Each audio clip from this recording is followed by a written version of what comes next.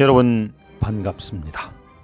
우리가 사는 공간 속에서 만날 수 있는 멋진 도서관에 가서 우리가 사는 시간 속에서 찾을 수 있는 좋은 책의 밑줄 쳐 중계하는 여러분의 중계 서원입니다. 구독과 좋아요는 사랑입니다. 서울 구로구 연동로 290-46에는 서울 푸른 수목원이 시민을 기다리고 있습니다. 후문 버스 정류장에서 들어가면 도보로 3분, 정문을 지나 작은 연못 위에 놓인 데크 산책로를 따라 걷다 보면 10분쯤 지나 2층짜리 작고 아담한 베이지색 건물을 만날 수 있습니다. 항동 푸른 도서관입니다. 양자 물리학을 일반인들이 이해하기는 쉽지 않습니다. 과학이 철학보다 난해하고 어렵습니다. 록펠러 대학에서 이론 물리학을 가르치고 뉴욕 과학 아카데미 회장을 역임했던 페이겔스는 유창한 글로 과학 보급에 앞장선 최고 수준의 물리학자입니다. 오늘은 항동 푸른 도서관에 가서 양자 물리학의 자연관을 설명한 우주암호를 중계해 드리겠습니다. 하인즈 페이겔스가 쓰고 이호연이 옮겼습니다. 자, 지금부터 양자 물리학의 광대무변한 세계로의 산책을 시작하겠습니다. 우주를 향하여 어느 방향으로나 일정한 항로를 유지하며 비행을 한다면 언젠가는 출발점으로 되돌아온다고 가정할 수 있다. 비행기로 세계 일주 비행 중 우리는 결코 우주가 여기서 끝난다는 정지 표시인 물질적 경계를 만나지 못한다. 아인슈타인은 그의 일반 상대성 이론에서 우리가 사는 우주의 3차원적 공간이 자체적으로 휘어질 수 있으며 지구의 휘어진 표면같이 유한할 수 있다는 것을 증명했다. 20세기 물리학은 17세기 말의 아이작 뉴턴의 연구에 영감을 받았어 그 이전의 고전 물리학을 바탕으로 자라났다. 뉴턴은 운동법칙과 중력법칙을 발견했으며 행성과 달의 세밀한 운동을 기술하는 데 그들을 성공적으로 적용했다. 뉴턴의 발견 이후 100년 동안에 우주의 새로운 해석인 결정론이 생겨났다. 결정론에 의하면 우주는 시간이 시작될 때 신성한 손에 의해 운동하도록 설치된 거대한 시계장치라 볼 수 있다. 가장 큰 운동에서부터 가장 작은 운동에 이르기까지 전체 물질 창조가 뉴턴의 법칙에 의해 절대적으로 정확하게 예측할 수 있는 방법으로 진행된다. 미래는 시계가 앞으로 움직이는 것처럼 과거에 의해 세밀하게 결정된다. 1905년 쥐리히에서 박사학위를 받은 해에 아인슈타인은 물리학 연보제 17권에 과학 역사의 방향을 바꿔놓을 3편의 논문을 발표했다. 그 잡지는 지금은 서적 수집가들의 수집 대상이다. 세 논문 각각은 아인슈타인의 3가지 중요한 흥미인 통계역학, 양자론, 그리고 상대성 이론 중의 하나를 반영하는 과학적 걸작품이었다. 이 논문들이 20세기 물리학 혁명을 시작했다. 물리적 실체의 본질에 대한 합의가 형성되기에는 수십 년이 걸렸다. 1905년의 두 번째 폭탄 같은 논문은 광전 효과에 대한 연구였다.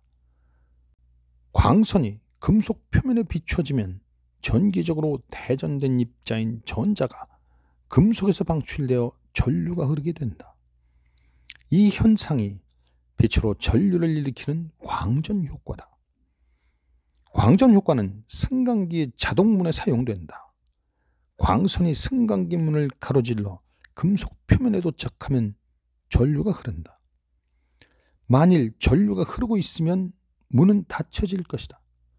그러나 광선이 문에 들어서는 사람에 의해 차단되면 전류가 흐르지 않아 문이 열리게 된다. 1905년경에는 광전 효과에 대해 잘 알려져 있지 않았다. 이 명확하지 않은 물리적 효과 속에서 빛의 본질과 물리적 실체에 대한 깊은 실마리를 찾아낼 수 있었던 점이 아인슈타인의 천재적 특성이었다. 과학에 있어서의 창조적 움직임은 광전 효과 같은 특정한 현상에서 빛의 본질 같은 일반적 원리를 찾아낸다. 모래 한 알에서 전체 우주를 알 수 있을 것이다. 아인슈타인은 광전 효과에 대한 논문에서 플랑크의 양자가설을 이용했다. 그는 플랑크보다 한 걸음 더 나아가 빛 자신이 입자들로 양자화되어 있다는 혁명적 가정을 만들었다. 아인슈타인의 노벨상은 그의 위대한 업적인 상대성 이론이 아니라 빛의 양자가설에 주어졌다. 아인슈타인의 세 번째 1905년 논문은 특수 상대성 이론에 대한 것이었다. 이 논문은 우리가 공간과 시간에 대해 생각하는 방법을 영원히 변화시켰다. 막스 플랑크는 1910년 이 논문에 대해 이렇게 말했다. 만일 내가 옳을 것이라고 기대하듯이 그것이 증명된다면 그는 20세기의 코페르니쿠스로 간주될 것이다. 플랑크의 생각은 옳았다. 그는 1905년 논문의 제목으로 나중에 불려질 특수 상대성 이론은 철학자들과 과학자들이 오랜 세월 동안 많은 생각으로 보낸 공간과 시간의 개념 등을 다루었다. 일부 사람들은 공간이 모든 것에 침투해 있는 에테르라는 물질이라고 생각했다. 다른 사람들은 강의 흐름 또는 모래시계 속에서 흘러내리는 모래 같은 시간의 흐름에 대한 비유를 일깨웠다. 그런 비유들이 우리 감정의 매력을 느끼게 하였지만 그들은 물리학에서의 개념과 별 관계가 없었다. 물리학에서의 공간과 시간을 이해하기 위해서 우리의 공간과 시간에 대한 주관적 개념과 그들을 실제로 측정할 수 있는 것을 구별할 필요가 있다. 아인슈타인은 1905년에 마지막 네 번째 논문을 완성했지만 그 논문의 중대성 전부가 1907년까지 나타나지 않았다. 그는 운동 중인 질량 m의 상대론적 입자의 에너지 E를 설명하면서 입자가 E 이퀄 mc 자승에 의해 주어진 에너지를 갖는 것을 보여주었다. 이때 상수 C는 빛의 속도다. 아인슈타인 이전의 물리학자들은 에너지와 질량이 다른 것으로 생각했다. 이 점은 우리의 경험으로 보면 자명하다. 돌을 들어 올림으로써 소비한 에너지가 돌의 질량과 무슨 관계가 있는가? 질량은 물질의 존재 같은 인상을 주지만 에너지는 그렇지 않다. 질량과 에너지는 또한 각각 따로 보존되는 것으로 보이는 양들이다. 19세기의 물리학자들은 에너지가 창조되지도 소멸되지도 않는다는 에너지 보존의 법칙을 발견했다. 당신이 돌을 들어 올리면 에너지는 사용되었지만 잃어버린 것은 아니다. 만일 돌이 떨어지면 돌은 떨어질 때 풀려나는 위치 에너지를 가진다. 또한 질량이 창조되거나 소멸되지 않는다는 질량 보존의 법칙이 따로 있다. 아인슈타인은 우주의 새로운 영상을 알아차렸다. 아인슈타인의 1905년 논문들과 플랑크의 1900년의 논문은 20세기 물리학을 선도했다. 그들은 그전까지 진행되던 물리학을 변환시켰다. 플랑크의 양자 아이디어, 아인슈타인에 의해 더 발전된 빛의 입자인 광자는 자연의 연속적 견해를 더 이상 유지할 수 없다는 것을 의미했다. 물체가 불연속적인 원자들로 구성되었다는 것을 보여주었다. 양자론은 실체가 부분적으로 관측자에 의해 창조된다는 새 메시지를 내보인다. 실체의 새 특징은 인간의 감각들이 세계를 이해하는 데 실패하더라도 인간의 지각은 세계를 이해할 수 있다는 과학적 믿음을 옹호한다. 양자적 기묘함의 실질적 예인 양자역학적 터널링 전자들 같은 원자적 입자들이 벽을 통과하여 장벽의 한쪽에서 다른 쪽으로 이동하는 현상이다. 고전 물리학의 법칙들에 의하면 존재할 수 없는 곳에서 입자들이 물질화되는 이 효과는 오직 양자론을 이용해서만 이해될 수 있다. 빈 컵 속의 돌멩이 같은 보통의 입자가 장벽 속에 있는 것을 상상해보자. 만약 아무런 힘도 돌멩이에 작용하지 않으면 돌멩이들은 컵에서 나오지 못한다. 그러나 양자론에서는 컵 속의 입자를 확률파로 기술하여 이 파동의 세기가 입자를 발견할 확률을 나타낸다. 그 입자가 전자라고 상상해보자. 놀랍게도 당신이 장벽 속의 전자파 모양에 대한 슈레딩거의 방정식을 풀면 그 해답 중에 파동의 아주 작은 부분이 장벽 밖으로 새어나가는 것을 알 수 있다. 이것은 전자가 벽을 통해 나가는 것처럼 장벽 밖에서 나타날 일정한 확률을 가지고 있으며 이것은 장벽을 통과하는 양자역학적 터널링이라 불린다. 우리는 무슨 일이 일어나는지 시각화할 수 없지만 하여간 옛날의 고전 물리학에 의하면 허용되지 않은 장소인 장벽의 다른 쪽에서 입자들이 실제로 물질화된다는 것이다. 보어가 1927년에 최초로 제시한 양자론의 코펜하겐 해석을 따르면서 물리학자들은 그 해석에 제한하는 실제에 대한 해석의 과격한 본성을 알아차리기 시작했다. 코펜하겐 해석의 요점은 세계는 객관적이기 위하여 실제로 관측되어야 한다는 것이다. 아인슈타인이 이 견해에 가장 벗어난 비판자 중에 한 사람에 속했다. 그는 결과적으로 이 해석의 모순점을 비판하는 것을 중지했다. 그 대신 그는 양자론이 실제를 완전하게 기술할 수 있는가 하는 문제에 공격을 집중했다. 1935년 아인슈타인, 포돌스키, 로제는 흔히 EPR 역리로 불리게 된 사고 실험을 제안하는 논문을 썼다. 어떤 모순도 관련되지 않았으므로 이것은 잘못 말한 것이다. 역리가 아니다. EPR 논문은 양자론의 코펜하겐 해석과 객관적 실체가 양립할 수 없다는 아인슈타인의 견해를 나타냈다. 그러나 EPR 논쟁의 주된 쟁점은 지금 그대로의 양자론이 불완전하다는 논의였다. 양자론이 명시하지 않은 실제의 객관적 요소가 있다. 나중에 아인슈타인이 요약하기를 나는 그러므로 양자역학적 기술이 불완전하고 간접적이라고 간주할 수밖에 없으며 훗날 더 완전하고 직접적인 것으로 교체되어야 한다고 믿는 쪽으로 기울어졌다고 말했다. 거시적 견해로 보면 우리가 가진 모든 것은 A와 B에서의 기록뿐이며 이들은 일반적인 느낌으로 확실히 객관적이다.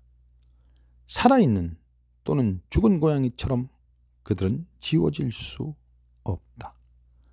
그러나 이 기록에 포함된 정보는 진짜 비국소성이나 비인과율의 영향을 추론하는데 이용될 수 없다. 나는 양자론이 의자와 책상의 거시세계에 대한 국소성이나 객관성을 포기해야 하는 것을 필요로 한다고 주장하는 사람들이 있다는 것을 안다. 그러나 그들은 거시세계와 미시세계가 질적으로 다르다는 것을 이해하지 못했다.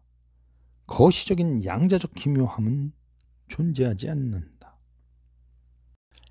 미시적 세계가 국소적인가 객관적인가 논쟁하는 것은 마치 그림이 꽃병을 표현하는가 윤곽을 표현하는가 논쟁하는 것과 같다. 그들은 같은 실체에 대한 두 가지 상호 배타적 설명이다. 당신이 양자적 실체를 설명하려면 당신은 하나를 선택해야 한다. 그러나 물질적 가능성의 물적 내에서 당신의 실체는 선택의 문제다.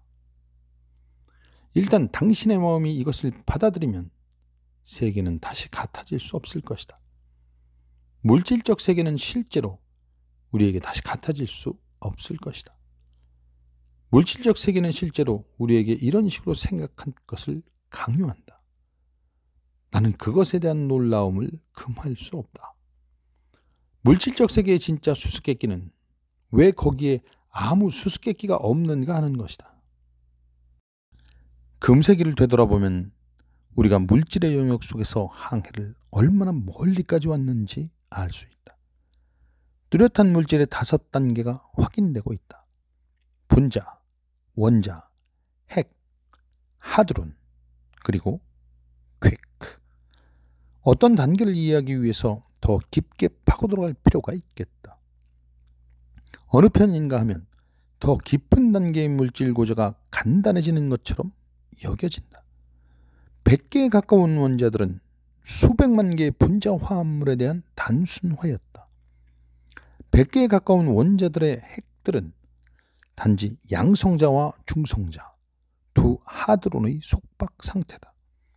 1960년대 하드론 수의 급격한 증가로 물질이 더 복잡하게 되고 있는 것처럼 나타났다.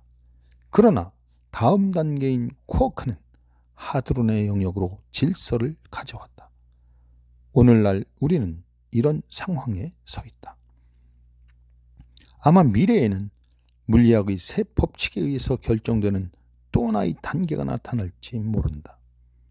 새로운 무엇이 생겨야 한다는 증거는 없다.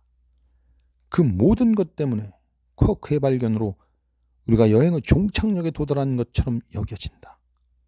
그러나 물리학자들 간에는 여행이 아직 끝나지 않았다는 불안한 느낌이 있다. 때때로 과학계에서는 진짜 천재가 나타날 것이다. 나는 여기서 기술적 능력을 가진 천재를 지칭하는 것이 아니다. 그런 천재는 대단한 것이지만 가끔은 겉보기에만 그렇다. 천재는 옛날의 예언자들처럼 하느님으로부터의 통로를 가진 사람이다.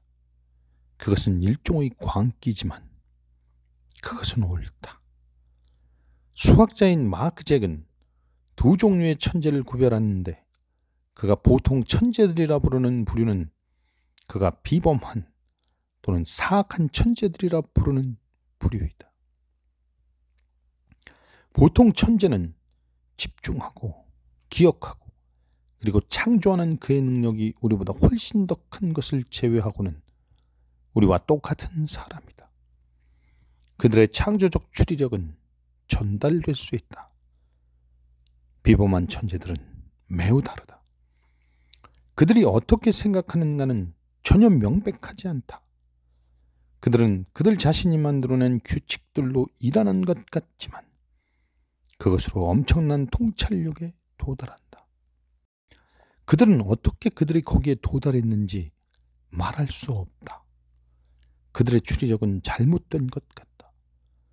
보통 천재는 많은 학생들을 지도할 수 있다. 그러나 비범한 천재는 그가 문제를 해결하는 방법을 전달할 수 없으므로 별로 학생들을 지도하고 있지 않다. 과학은 인간의 적이 아니며 단지 무한한 지식의 환상을 알아차리려는 인간 욕망의 가장 깊은 표현들 중 하나다. 과학은 눈에 보이는 세계가 물질도 아니고 정신도 아닌 것을 보여준다. 눈에 보이는 세계는 에너지에 보이지 않는 조직이다. 나는 우주 암호의 장래의 문장이 무엇이 될지 모른다.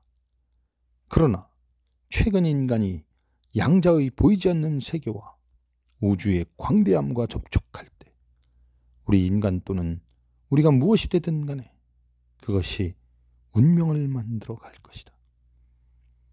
나는 눈과 얼음이 덮인 산에 올라가 거대한 바위 옆에 매달리곤 한다. 나는 나이 많은 친구에게 내 모험 중에 하나를 얘기한 적이 있다. 내가 이야기를 끝냈을 때 그는 내게 물었다. 왜 너는 자신을 죽이려 하는가? 나는 항의했다. 나는 그에게 내가 원하는 보상은 경치, 즐거움, 그리고 자연에 대해 내 몸과 기술을 던지는 스릴이라고 이야기했다. 내 친구가 대답하기를 당신이 나만큼 나이를 먹으면 당신은 당신 자신을 죽이려 했다는 것을 알게 될 것이다. 나는 가끔 떨어지는 꿈을 꾼다. 양자 물리학이 어떻게 해서 뉴턴으로부터 아인슈타인에 이르는 결정론적 물리 사상을 전복시켰는지를 명석하게 설명한 우주의 암호 속으로 걸었던 캄캄한 산책을 여기서 마치겠습니다. 페이겔스는 양자 물리학이 현대 문명의 과학기술 발전에 실질적으로 미치는 막대한 영향력은 우주의 암호를 어떻게 판독하느냐에 따라 사회문화 진화가 결정될 것이라고 탄원합니다. 사랑하는 중개서원 구독자 여러분, 여기까지 함께 하시느라 애쓰셨습니다.